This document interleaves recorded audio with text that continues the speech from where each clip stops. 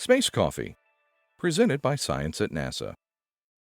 Astronauts on the International Space Station give up many pleasures to take those giant leaps in the name of science.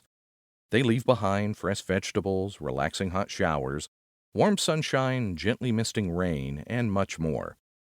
One of the things astronauts say they miss most is a good cup of coffee. How would you like to start your morning sucking freeze-dried coffee through a straw from a sealed plastic bag? Good news for astronauts. Morning Joe recently got an upgrade. On April 20th, SpaceX delivered to the space station a new microgravity coffee machine named ISS Espresso.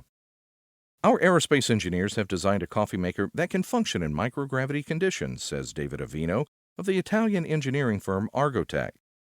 Working together with the coffee company Lavazza and the Italian Space Agency, we have brought authentic Italian espresso onto the International Space Station.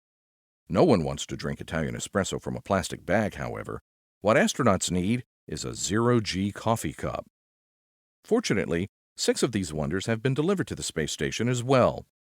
Fluid physicist Mark Weislogel of Portland State University and IRPI LLC, who helped invent the cups, explains why they are necessary.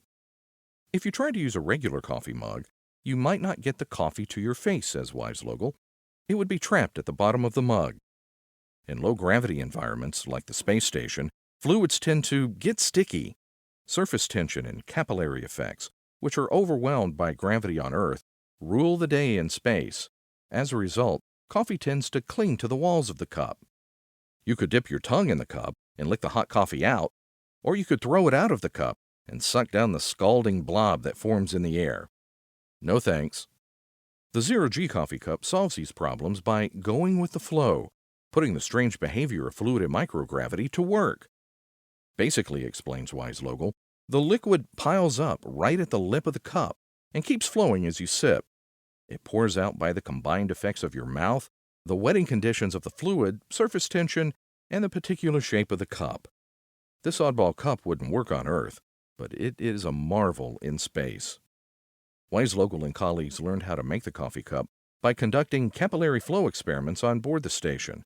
For years, they've been studying how fluids on the station climb the walls of their containers, turn corners, and perform other maneuvers that defy earthly intuition. It's not all about the coffee, he says. We need to understand how fluids behave in any container. The operation of many critical space station systems, air conditioning, refrigerators, toilets, cryogenic fuel tanks, medical treatments, the water supply, and everything else that involves liquids, depends on the ebb and flow of fluids.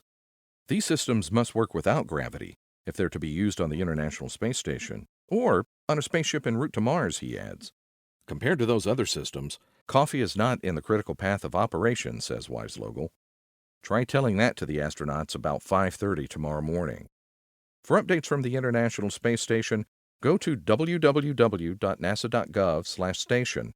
And for more eye-opening science news, stay tuned to science.nasa.gov.